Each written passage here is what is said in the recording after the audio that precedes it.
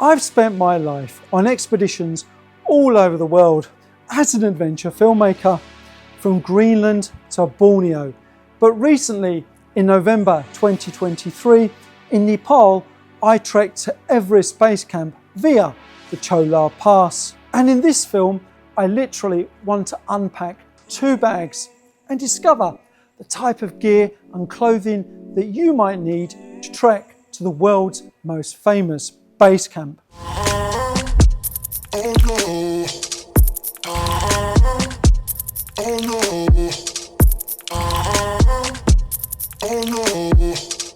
I think it's important to say that yes, I do have a relationship with the North Face, but everything I say in this film is not about the brand. Besides, there are so many awesome brands out there, from Patagonia to Rab. But in this video, it's more about the item. It's what worked for me on my trip and what hopefully works for you. So I think it's really worthwhile mentioning that everything you see on this table was the actual gear that I took with me on my 30-day trip to base camp. And I thought, what a better place to do this than my favourite outdoor store in the whole world. And as a self-confessed gear freak, I've been to too many of these type of stores. But Zwoordefkij in the town of Woerden near Utrecht in the Netherlands is pretty awesome. The other thing that's important to mention is that everything, including the clothes that I wore, came to a total of 15 kilos. And that number is extremely important for 2 factors.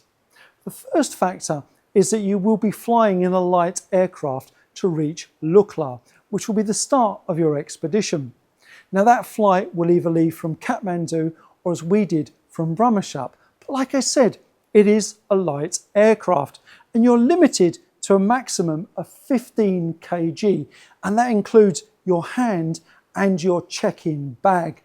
The other reason why you need to keep your weight down is because somebody else, no doubt, will be carrying your bag for you, and that will be a local porter, i.e.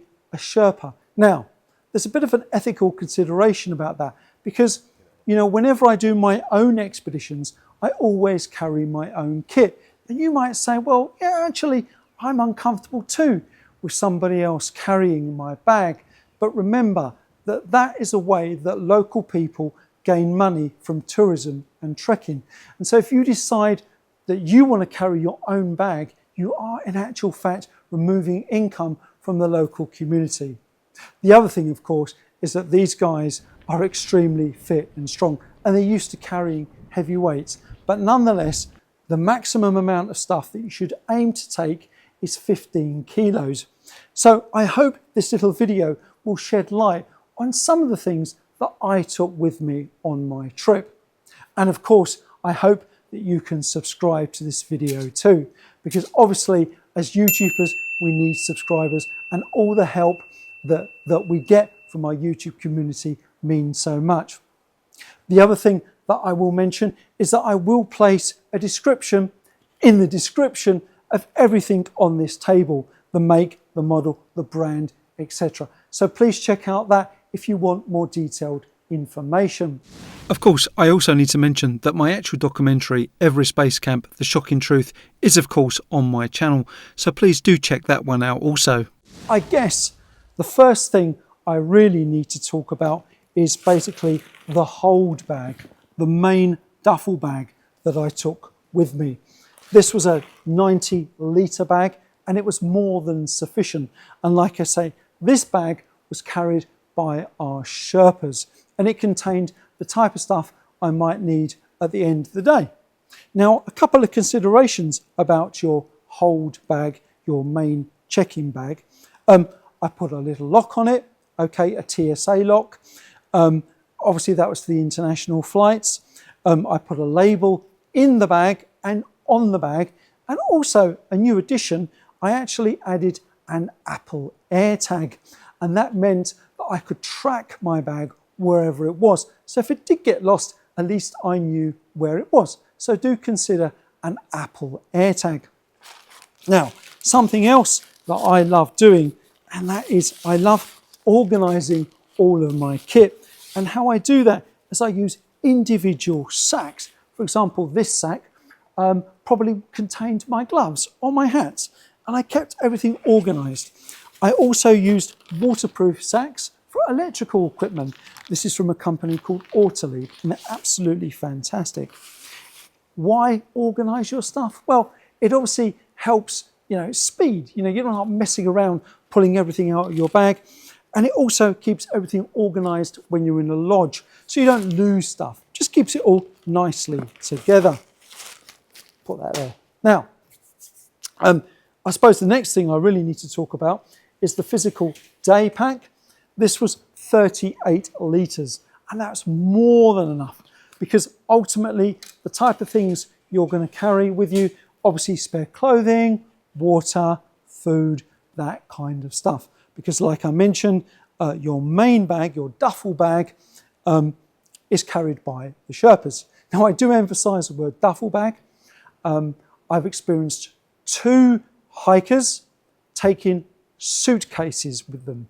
Please do not bring a suitcase on a trek to Everest Basecamp. I've seen it twice with my own eyes. The porters will not appreciate you bringing a suitcase. So please put everything in a duffel bag. Okay, type of thing that was in the duffel bag, for example, was my sleeping bag. This is a synthetic sleeping bag, and it's rated down to about -15 Celsius. Now, I sleep pretty warm. I generate a lot of body heat. Obviously, if you're a person that gets cold in the night, you might need to consider a warmer bag, or in fact wear layers. I tend to sleep in my underwear, even at 5,000 meters, and for me that works fine. Talking about keeping warm, I took 2 insulated jackets. The first jacket I took was kind of like a mid-range down jacket, and I used this on breaks when we stopped and took some water and it was getting a bit cold because body temperature was lowering. I used this in the campsites, and I used this in the lodges. This was perfect. However, I did take a super duper warm jacket. This is an expedition rated jacket, and I took that and I used it twice when we were above 4,500 meters, and I actually used it in the lodges, and it did keep me nice and toasty. But as you saw, I'll show you again, it is pretty bulky, but nonetheless, there's nothing worse than being cold. Boots, okay, boots. Now these are La Sportiva. I've had these for 4 or 5 years. They're getting pretty warm. They're incredibly light actually, and they're rated as a 3-season boot, okay? Now, I wouldn't suggest taking a 4-season technical climbing boot, all right? You don't need it, because at the end of the day, you are going to be undertaking a walk, and these worked fine, okay? And obviously footwear is extremely important and personal. What I would say about your footwear is to make sure it's worn in. Again, I've experienced it twice where people have bought their boots in Kathmandu, and obviously that is a recipe for disaster and a recipe for blisters. So please make sure that your boots are pretty worn in. I mean, that's obvious stuff, isn't it? Okay, now moving on to the rest of the table, what were the other things that I chose to take with me? Let's talk about sleeping, one of my favourite subjects. Let's talk about sleeping for a little bit. This is a great little item that I've had for quite a few years. It's just a netted bag, really. But what I use it for is a pillowcase. I stuff my down jackets, and then I got an awesome full-size pillow. The other thing I actually do take is a pillow, actually. This is by Exped, and it's an inflatable pillow. I do like 2 pillows. I like to cuddle a pillow as well. I'm a pillow cuddler, but useful piece of kit. One of the most useful pieces of kit, actually everything on this table is pretty useful, but one of the most important useful pieces of kit is actually a sleeping bag liner. Why take a liner? Well, first of all, it does increase the warmth of your sleeping bag, but also it keeps your sleeping bag clean. because really you don't want to be washing sleeping bags after every use. So by using one of these, it helps keep your sleeping bag clean. Let's talk about this. Let's talk about a satellite phone. Now, personally, you don't need one of these, okay? I'm not advocating that you go out and rent and buy a satellite phone, because in actual fact, you probably don't need it. There is a lot of connectivity, cellular connectivity along the way, and also there's good Wi-Fi in some of the lodges and huts, so you can communicate at home. However, I took this, well, primarily because I have one anyway, and this sits on my shelf in my unit, so why not take it with me? But if there ever was a problem, if something did happen, I could guarantee that I could be in contact with the outside world. And it does have an emergency SOS button. There's a link to my personal account, and if I did press that, that would initiate a search and rescue. But I'm not advocating that you go out and rent or buy one. Like I said, I had one with me, so it'd be foolish not to take it. Again, talking about emergencies, I did take with me an extensive medical kit, okay? And about a third of this kit is medical supplies, you know the stuff, painkillers, anti-diarrhea, rehydration, that kind of stuff. And the rest of it is first aid kit items. I do like taking an extensive personal kit. We were supplied with a kit, or our porters, our Sherpas, were supplied with an extensive medical kit. But nonetheless, I do like to take my own medical kit. And again, what you choose to put in here is a personal choice. However, one thing that I have pulled from the medical kit, I don't know if you can see that, I'll get the right position, there we are, is an oxygen saturation meter. Okay, this also takes your pulse. You stick it on your finger and it will tell you, like I said, your pulse rate, but more importantly, it will tell you your saturation rates, your oxygen saturation rates, because here I am at sea level and my saturation is about 99, 98%, which is okay. When you get to altitude, that saturation level will decline. And mine declined to about 85%, which is okay when you're about 5,000 meters. But if your saturations were hitting at about, and I'm not a doctor, but if they were sitting at about 65%, for example, that might be cause for concern. So these are a great piece of kit, and I highly recommend you taking your own, like I say, in oxygen saturation level.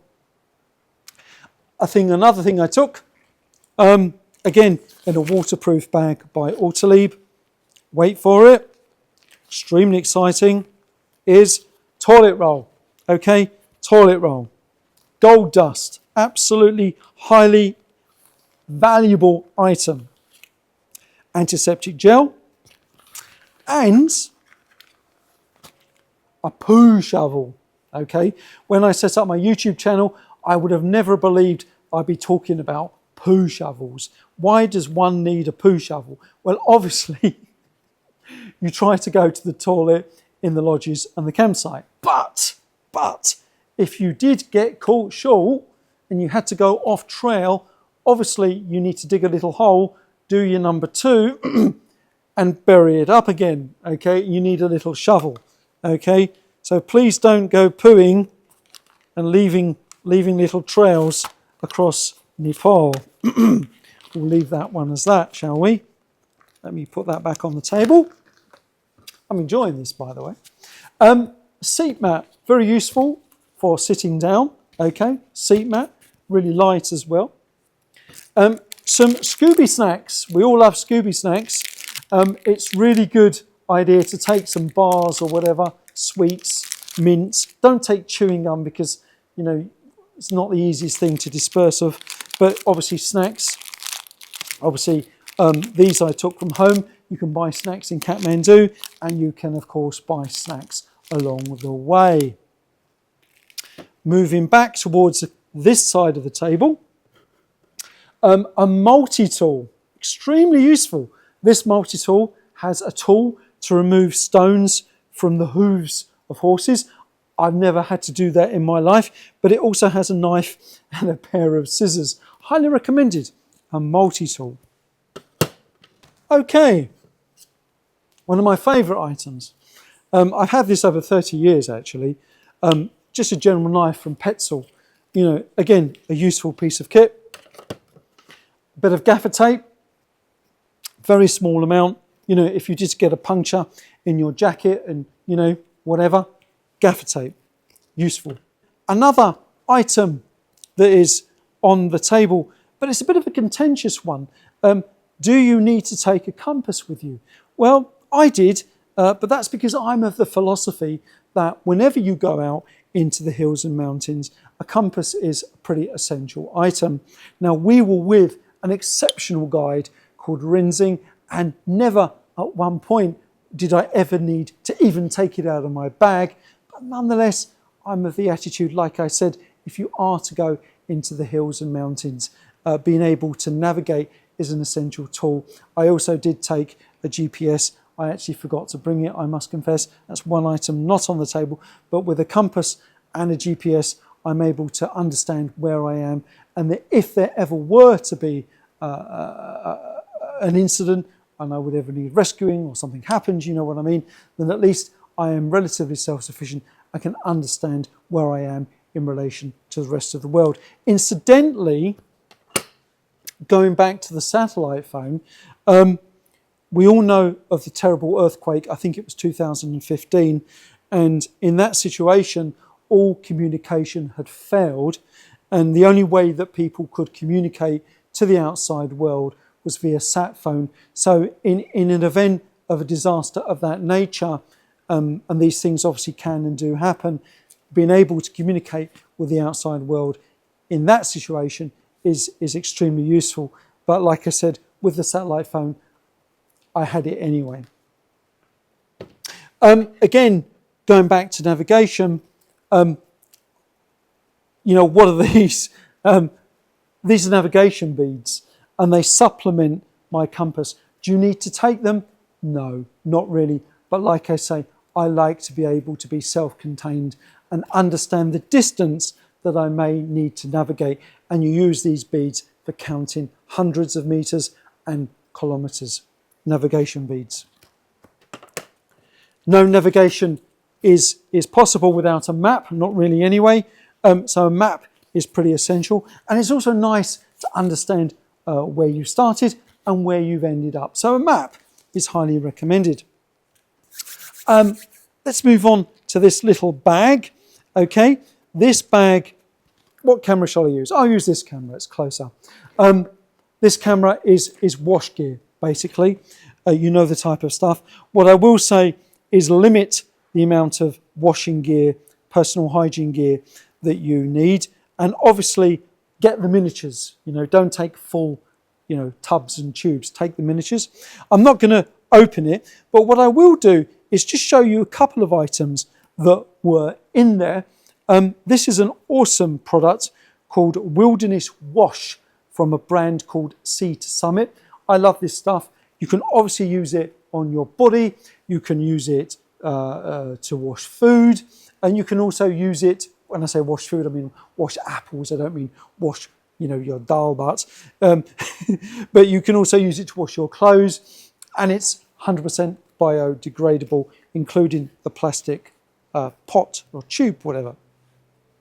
Another thing that I recommend, and I always take with me, is foot powder.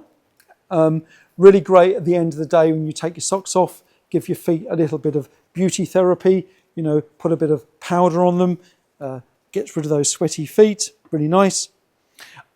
This item, I'll do it on this camera. This item is probably, well, certainly in the top 3 essential items. Sun cream, okay? There's a lot of UV radiation. Obviously, we were at altitude. This is an Australian brand called P20. I absolutely swear by it. 2 reasons. A, one application will last you the entire day. It also doesn't leave any greasy residue, which is great if you need to operate electronic equipment. Highly recommended. And also, on the same scale, you do need some kind of lip balm. This is obviously, what's this, factor 30. I took 2 or 3 of these. Not only do you need it for the sun, but you will get exceptionally dry and cracked lips because of the dry atmosphere and the dust. This is something that I've sworn by. This is a British cream called Lanacan. It basically reduces friction. You can get friction, obviously, you know, perhaps on your nipples with your backpack. You could get friction in your groin, and you can get friction in your feet, on your heel, or in your with your toes. This stuff reduces friction. I've never ever had a blister whilst using this stuff. Highly recommended. Lanacan. Oops, and I've dropped it. Let me pick it up. A very, very, very, very small pack towel. It's disappeared. I use that, obviously, you know, you get a bit sweaty, whatever, dusty, you can wash yourself. But I also use it as a towel after a shower. I had 2 showers on the trek.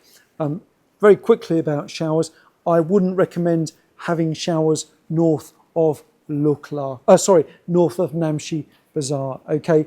You know, a lot of people get sick because they get undressed and they have this tepid shower and then they get a bit sick. So I would only really recommend showering south of Namche Bazaar, okay?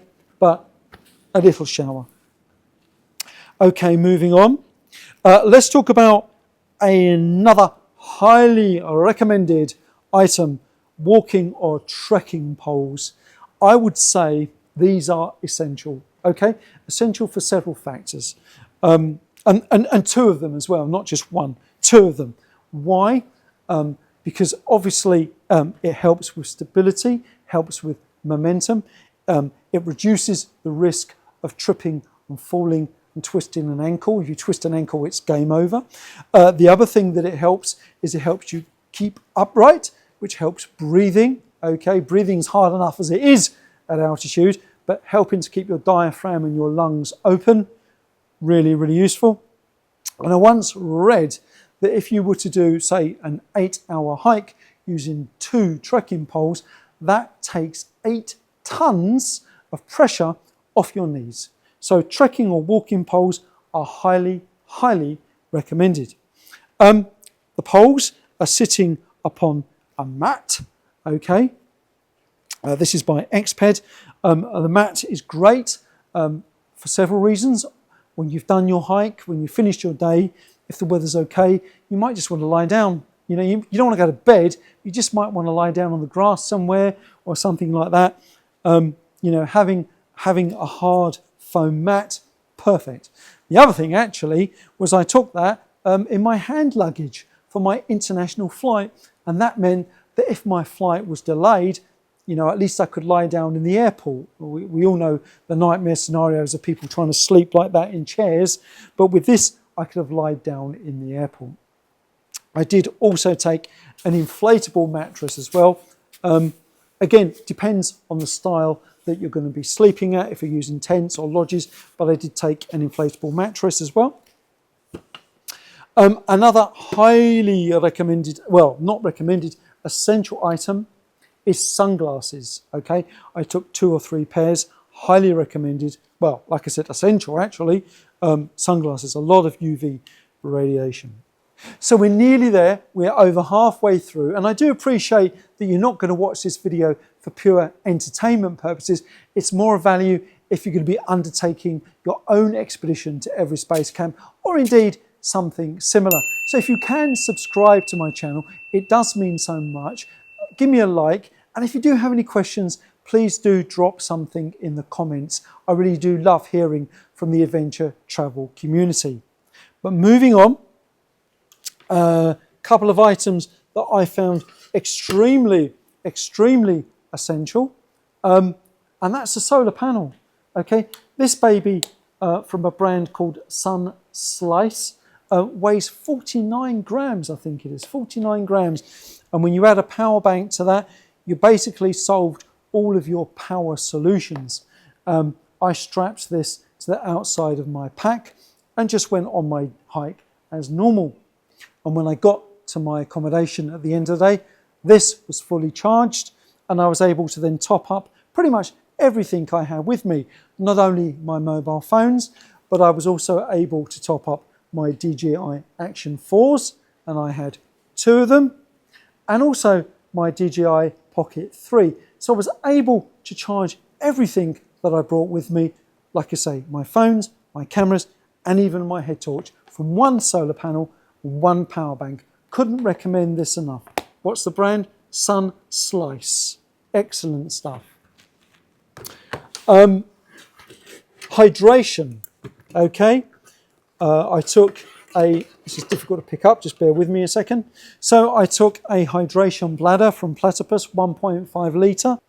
Okay, so an item that is a really essential piece of kit is a pair of walking crampons. These aren't technical crampons, but they're walking crampons. Now, we did this in November, okay, and we didn't have fresh powder snow, but what we did have was the ice of the Cho La Glacier.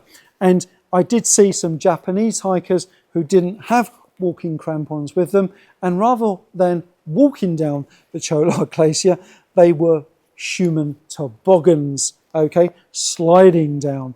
Now, these were an essential piece of kit. I'm not going to get them out, but walking crampons are pretty much essential items. Something that we took with us as well, although I didn't actually use it, was a pair of gaiters. Now again, if I'd have had fresh powder snow, these would have come out, but a pair of gaiters could be quite useful. Another useful item, in fact an essential item actually, is a head torch, okay? Now, obviously if you're camping, you need a head torch, but also the lodges at night, they don't have the most regular power supplies. So having a head torch, this is by Petzl, it's rechargeable, and it can also run on standard AAA batteries. Head torch is pretty much essential. For me, coffee. Coffee is an absolute godsend. I took my own coffee. This is decaf coffee, which is hard to come by. And in here's a little filter as well. So I took my own coffee, and the coffee went nicely in my own cup. And I also brought my own sporky forky, whatever they're called, both from Sea2Summit. Sea2Summit. These are really, really, personal items. To be honest, didn't really need them. They were supplied, but it's nice to have these. So I would recommend taking your own, and they are exceptionally light. I took a half a litre, I think this is half a litre, might be a litre. Anyway, I took a Nalgene bottle, okay, obviously. And I also took with me a small thermos flask as well, 300 millilitres. And that was great when sort of halfway through the day, I could access hot water and have a nice cup of tea. Okay, bum bag. For me, an essential item. Why? Because all of my filming gear goes in my bum bag. Now, I actually made a separate film, which is on my channel, about the type of filming gear that I'm able to squeeze into my bum bag. Although, however, in that video, I'm talking about a slightly larger bum bag because on my trip to Everest Basecamp, I wasn't allowed to take a drone. So all it had to do was contain the action cameras and the Pocket 3 and the radio mic. And that all fitted nicely within a bum bag. But if you're not filming your own adventures, nonetheless, I do recommend you take a bum bag with you. It's great for just putting odd bits and bobs in it. Now, I've been wanting to talk about this. Marmite, an essential item. I'm saying this tongue in cheek. An essential item when undertaking any trek. Marmite. Now, I must mention, there is an inferior Australian brand called Vegemite, and I wouldn't recommend taking that. But no, joking aside, Marmite, okay? You either love it or hate it. Boy, do I love it. And if you don't know what it is, boy, you don't know what you've missed. Go and check it out, all right, Marmite. Another silly essential item for me anyway. I'm actually half Scottish. And that's a wee dram of whiskey. Now, you shouldn't drink alcohol when at altitude. But when we did get back to Lucklar, boy, did this come out. I've since refilled it, but a celebratory wee dram. getting on to the clothing section of the table, what I did take with me, well actually, yeah, let's talk about footwear, because I've already mentioned about the boots. You could opt to taking approach shoes as well, sort of a lighter version of a trekking boot. But again, you know, you're limited on weight. Like I said, all this is 15 kilos. So what I chose to take instead of an approach shoe, because I'm really comfortable with my boots, is I chose to take a hut shoe instead. This is an old pair that I've had for many years. And what I love about these is that basically they're slippers that can be worn outside. Is that when you get to your camp or to your lodge, you know, you can slip on your slippers, smoke a pipe, I'm only joking, and just have, you know, rest your feet. I also took a thick pair of socks that I used in conjunction with those. Again, you could wear those in your sleeping bag. These aren't for hiking, they're just for relaxing in, really. It's nice to change your socks and change your boots at the end of the day. Talking about socks, actually, might as well talk about socks. I believe in a 2-sock system. So basically, I wear 2 thin pairs of merino socks. Why? I feel that 2 pairs rubs against each other and not against your foot, thus reducing the potential for blisters. It's always worked for me, a 2-sock system. On the trip, I took 3 changes of socks, okay? So 6 socks in total. So 3 changes of socks, and that worked perfectly well. I think socks are really underrated. You know, you put a lot of attention into the boot, but taking the wrong pairs of socks could spell disaster. So let's now look at the clothing. The clothing that I'm stood up in at the moment is the same clothing that I took with me, okay? I took a very lightweight trekking pant. You know, these things pretty robust and they dry very quickly should it have rained, which it didn't rain actually throughout our entire trip. So let me just talk about what I'm wearing on my body, okay? This is something that I swear by, all right? It's a merino synthetic mix, okay? Merino wool is a superb garment. Why? Because it keeps you warm and it also keeps you cool and it also doesn't smell. You can go on an expedition for literally 30 days or more with 1 t-shirt. It does not smell. However, it will only start smelling if, going back to my toiletry bag, if you start to use deodorant. So you don't want to use deodorant, okay? Deodorant is fine, you know, if you're going to have a shower at the end of the day, you know, it's a stopgap solution.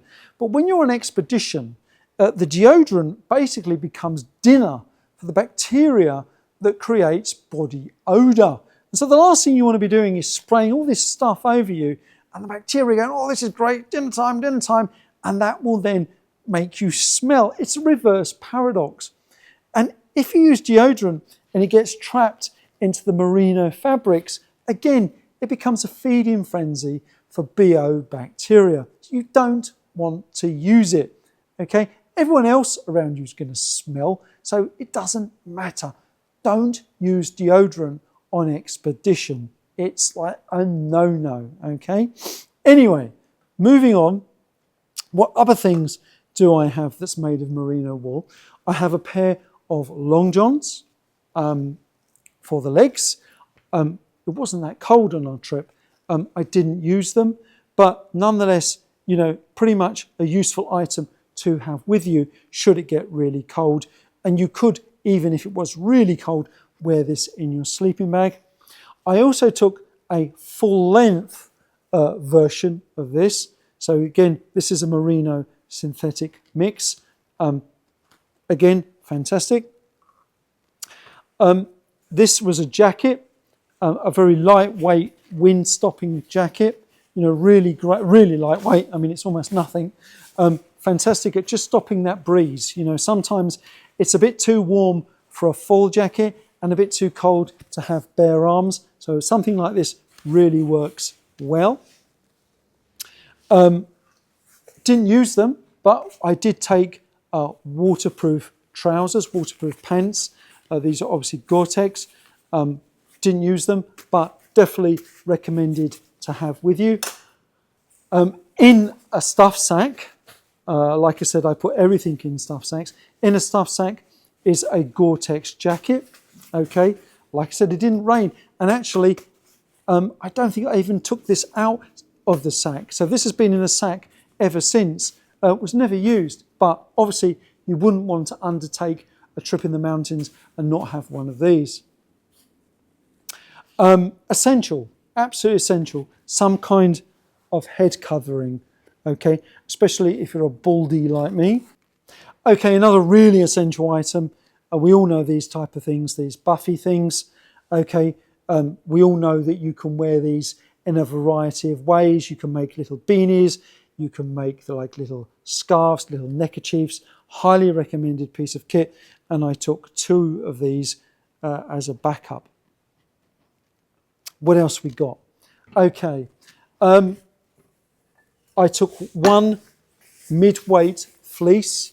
Okay, this is actually a windstopper fleece. I took 1 of these with me. So, you know, that is a really useful item if you don't want to wear a Gore-Tex jacket, but a windstopper fleece, highly recommended. And almost lastly, gloves. Gloves. I could almost have a PhD on gloves. I'm a bit of a glove nerd. Okay, so what I tend to find that works for me is that it's better to wear lots of thin gloves than 1 thick pair of gloves. So what I tend to have is, I call these my cameraman gloves because they're kind of fingerless gloves. That works well. But if it does get a little bit cold, I tend to wear like a woolen glove with a silky glove. That then is a wind stopper. And if it gets cold, I can also then wear a thicker outer glove. And by wearing 3 layers of gloves, albeit the first 2 are very thin, I find that works really well than having 1 thick pair of gloves. I did, however, take, for an emergency, a pair of mittens. I didn't use them, but let's say one of my teammates got really cold hands. You know, these are great to give to someone as well, should their hands become icy cold and they can't warm their hands up. Headgear, where's it gone? Right, here it is. Again, actually, I didn't use them because the weather wasn't that cold, but I did take a wind stopper. Yeah, I'll put it on, hang on a second. A wind stopper sort of neckerchief. And with that, I took a wind stopper hat. I look like Snoopy. And if it was really bad, although I wouldn't recommend doing this in a bank, but you could do that, you know. I don't know if you can hear me now, but then you've got really good full protection against the wind and potential snow. Okay. Now I can't take it off. Hang on a second. I didn't take goggles with me. I did think about it, but you only really need goggles if you're really in a blizzard situation, and I chose not to take them. You could choose to take them if you wanted to, but like I say, you're only going to get that if you're in a blizzard situation with lots of powder snow. But I didn't take goggles. Well, I think, let me check if I missed anything. I think that's pretty much it.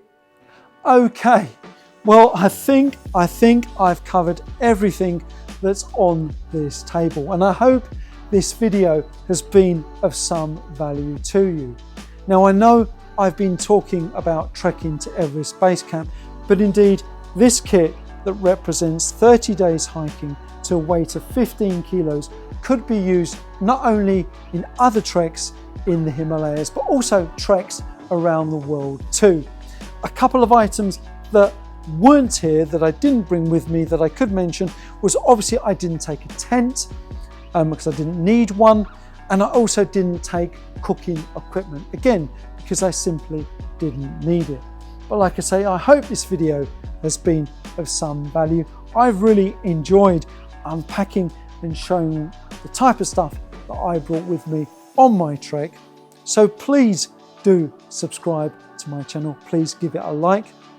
Please, if you have any questions, drop something in the comments. I really do love hearing from my subscribers. And don't forget, most importantly, please do hashtag adventure travel filmmaking.